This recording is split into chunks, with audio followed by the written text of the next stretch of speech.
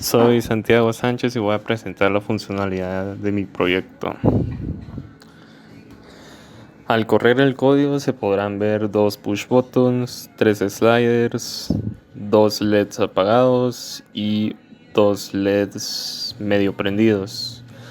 También habrá una figura arriba de esos LEDs. El funcionamiento es que con los push buttons se prende los LEDs inferiores. Cada push button corresponde a un LED. Y con los sliders, el primero manipula el LED de hasta la izquierda superior. Y con el de en medio se manipula el LED de la derecha superior. El último slider manipula el ángulo de el semicírculo o figura que está ahí, el arco.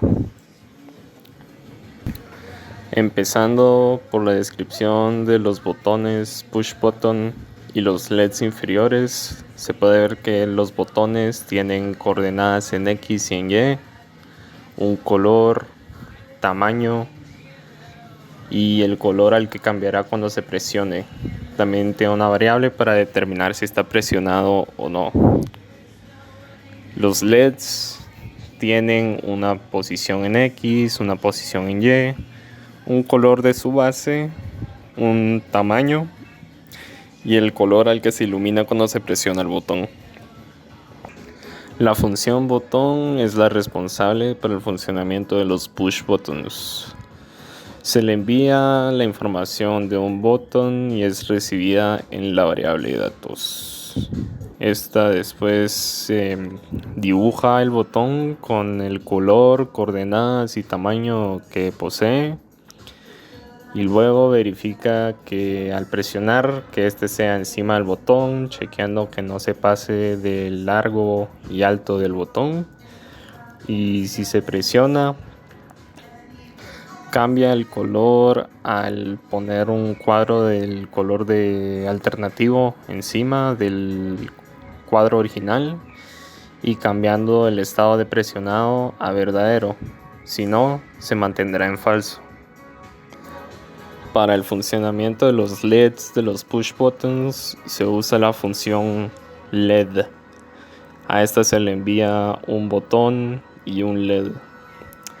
De primero dibuja el LED con el color, coordenadas, tamaño correspondientes y luego chequea si el botón tiene el estado presionado. Si sí, entonces llena el LED con el color alternativo. Si el botón no está presionado, no lo llenará con nada. Lo siguiente es determinar la función de los sliders y los LEDs correspondientes a los sliders. Cada slider tiene una posición en X, una posición en Y. Tiene un color de su base y un color para el slider en sí. Tiene un tamaño para el slider y un tamaño para la base también. Y una variable posición en Y, el cual determina en qué punto se encuentra el slider. Los LEDs para los sliders tienen una posición en X, una posición en Y, un color y unas variables RGB que sirven para determinar el color en base RGB después, y también tienen un tamaño. Para determinar el funcionamiento de los sliders se les manda los datos de un slider y entonces este pinta el slider en el cuadro con el color de la base de primero, la coordenada en X y en Y y el tamaño de la base, y lo hace de la anchura del slider. Luego pinta el slider con el color indicado, coordenadas y en un estado inicial igual a la posición en Y inicial.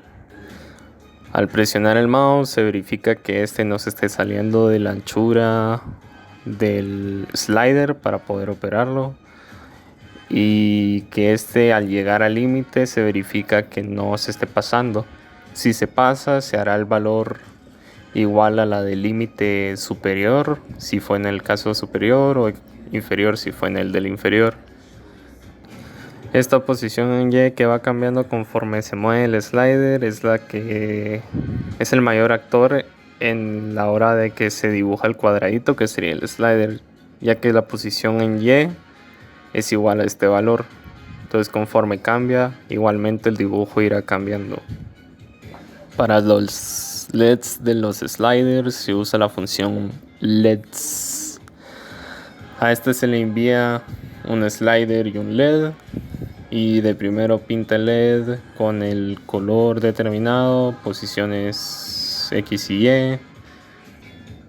Luego determina la intensidad del color del círculo gracias a la posición en Y del slider. Conforme esta vaya cambiando, igualmente será la intensidad.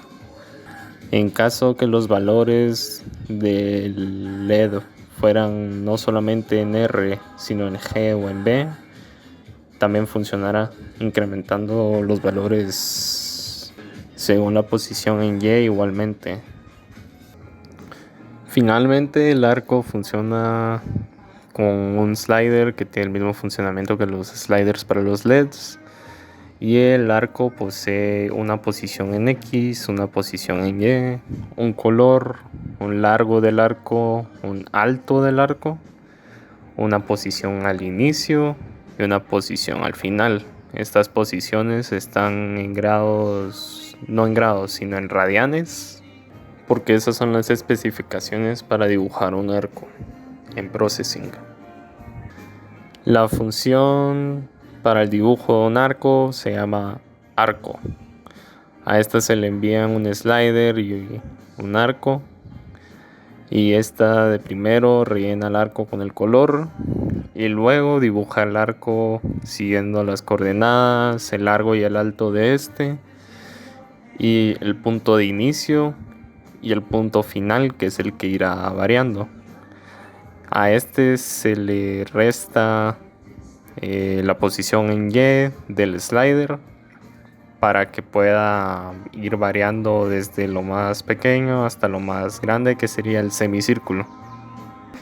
En el proyecto yo decidí usar diccionarios en vez de objetos porque me pareció una forma más simple de implementar la solución, ya que los objetos en Processing eran algo complicados de utilizar.